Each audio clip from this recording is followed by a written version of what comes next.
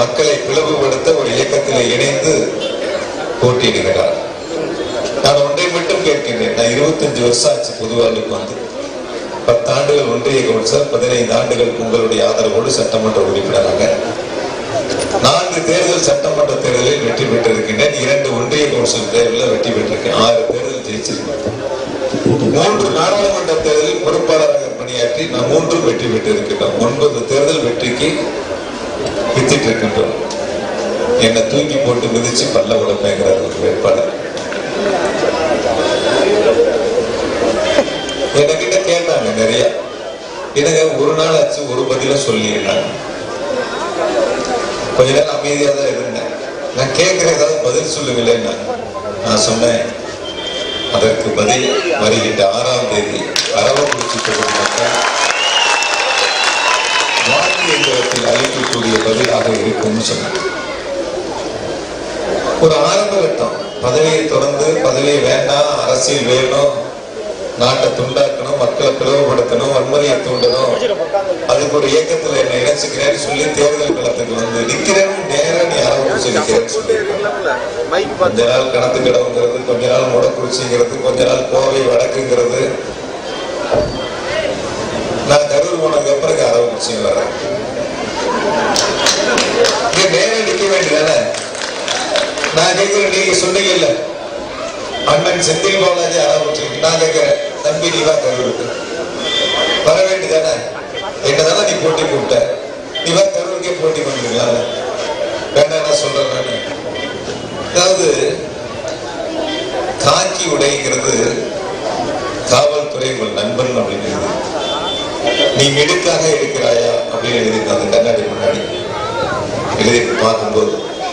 ஆனா அந்த உடைகளை அணிந்து சீருடை அணிந்து விட்டு பணிபுரிந்தவர்கள் ஒரு ஆட்சி அதிகாரத்திற்கு பதவிக்கு வருவதற்கு முன்பாகவே தன்னுடைய பேச்சின் மூலம் உள்மனதில் என்ன இருக்கிறது என்பதை வெளிப்படுத்தி இருக்கிறது. அந்த ஆணவ பேச்சு.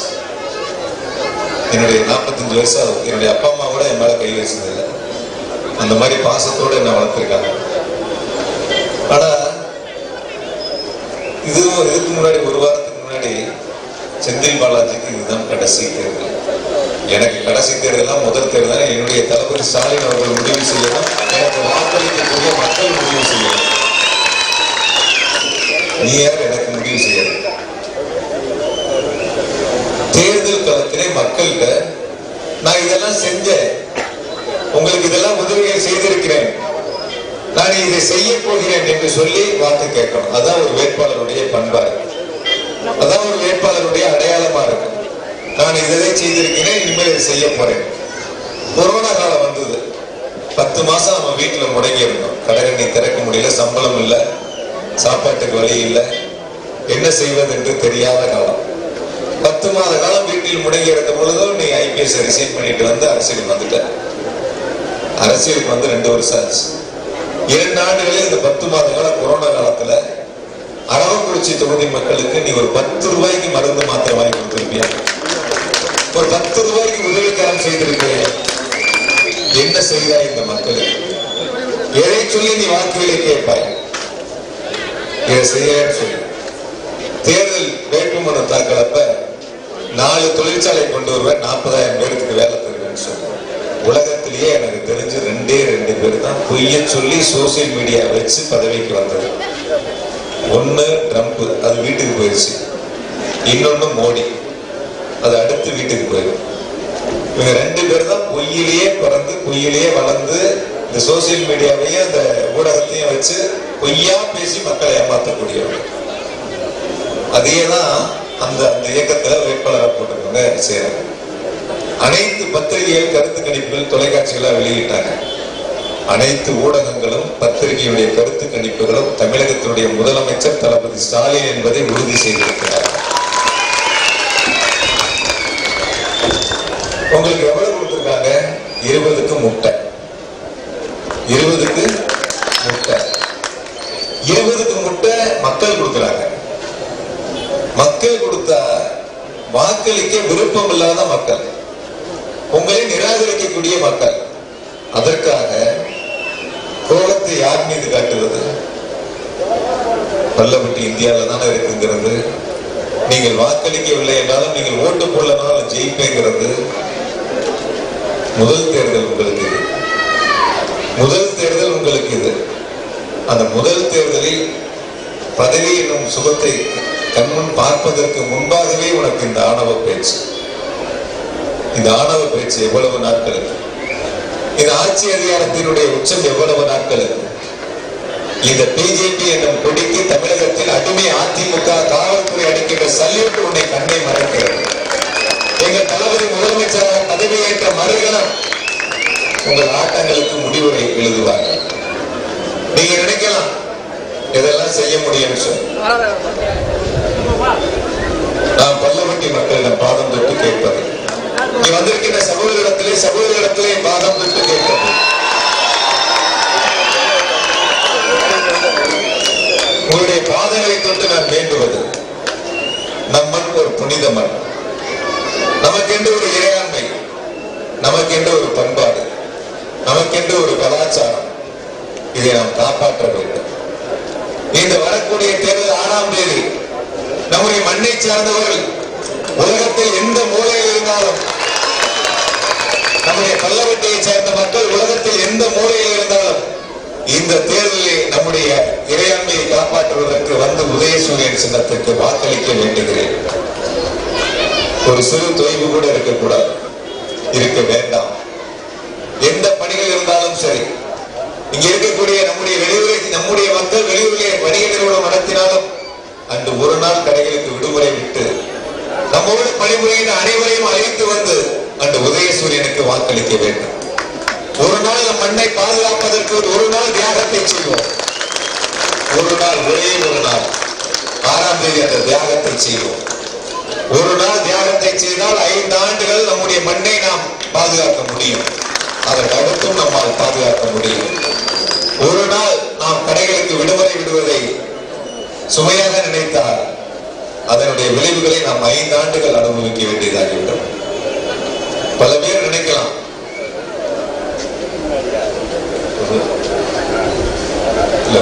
பிரைவேட் கடைக்கு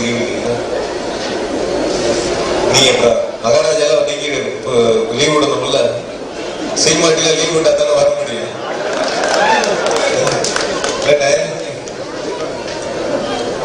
பொதுவா சொல்ற, என்னை பொறுத்தவரை 98% முத்தமிழறிஞர் டாக்டர் கலைஞர் அவருடைய பாசத்தை பெற்று உதயசூரியனுக்கு வாக்களிக்கக்கூடிய நம் பல்லவட்டி. நடந்து முடிந்த நாடாளுமன்ற தேர்தலிலும் சட்டமன்றத்துடைய இடைத்தேர்தலிலும் 98% வாக்குகளை வழங்கிய மண் மக்கள். இந்த தேர்தலில் 100% உதயசூரியனுக்கு வாக்குகள் விழுந்தது என்ற நிலையை உருவாக்க வேண்டும். 100%.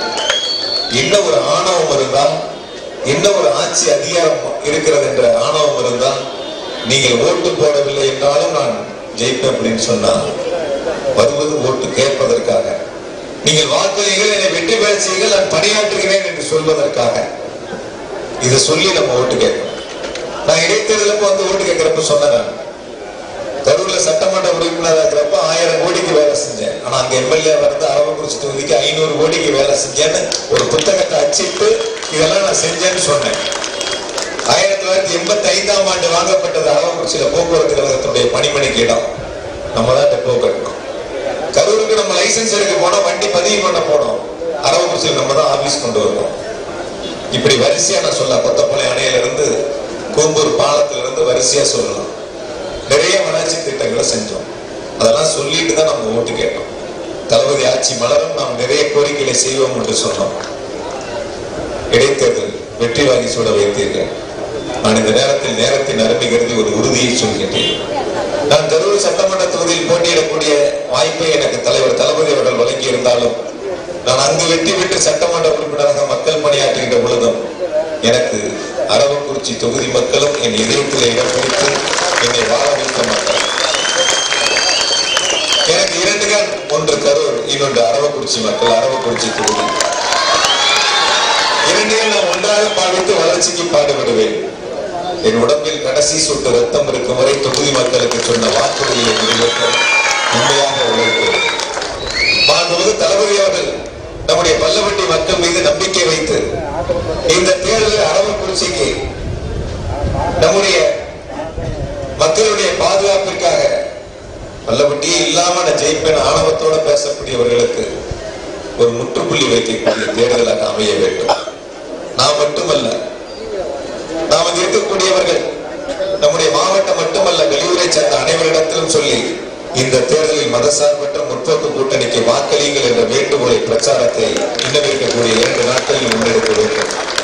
ஒவ்வொரு வாக்கும் முக்கியம், வெளியூர் இருக்கக்கூடிய ஒவ்வொரு வாக்குகளும் முக்கியம்.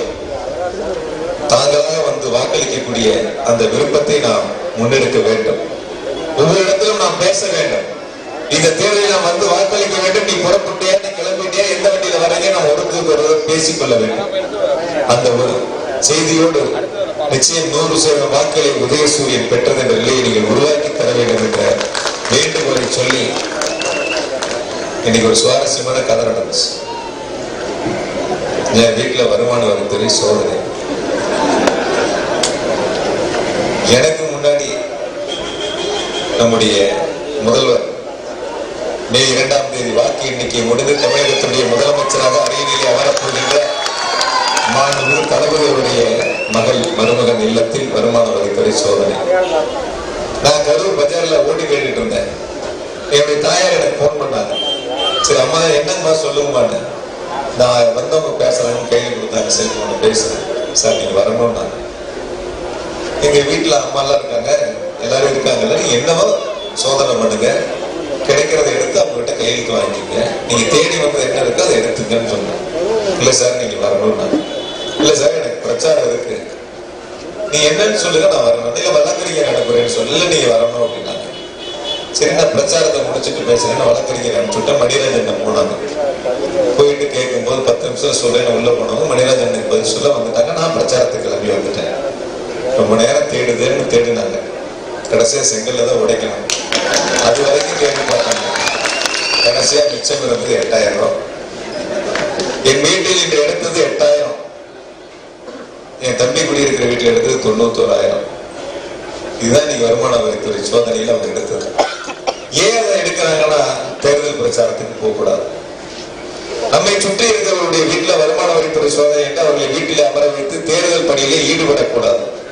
அதை முடக்க வேண்டும். அதற்காக இந்த அஸ்திரத்தை கையில் எடுத்திருக்கிறார்கள். நாங்கள் சட்டப்படி அதை எதிர்கொள்வதற்கு தயாராக இருக்கின்றோம். தளபதி காலையிலே பேசுகின்ற பொழுது எழுச்சியோரிலே சொல்லியிருந்தார்கள், மிசாவை கண்டு நான் அஞ்சியதில்லை, இந்த வருமான வரித்துறை சோதனைக்காக அஞ்சுகிறேன் என்று சொல்லியிருந்தார்கள். நீங்கள் என்ன அஸ்திரத்தை எடுத்தாலும், பல்லவட்டியில் எதை தூண்ட நினைத்தாலும், நீங்கள் எதை கொண்டு வந்து அரங்கேற்ற நினைத்தாலும் எதற்கும் நாங்கள் இடம் தர மாட்டோம். நான் சொல்லிய பொழுது சொன்னேன், அமைதி காப்போம், தேர்தலை சந்திப்போம், வாக்கை உதயசூரியனுக்கு பதிவு செய்வோம், வெற்றி பெறச் செய்வோம். அதுவே நமக்கு இறுதியாக இருக்கும். அதுவே நாம் செலுத்துகின்ற, நாம் செய்கின்ற நடைமுறையாக இருக்கும். நிச்சயமாக ஒரு உறுதியை சொல்கின்றேன். தளபதி அவர்கள் தமிழகத்தில் நல்லாட்சி, பொற்காலாட்சி, தலைவர் கலைஞர் ஆட்சி நமக்காக வழங்குவார்கள்.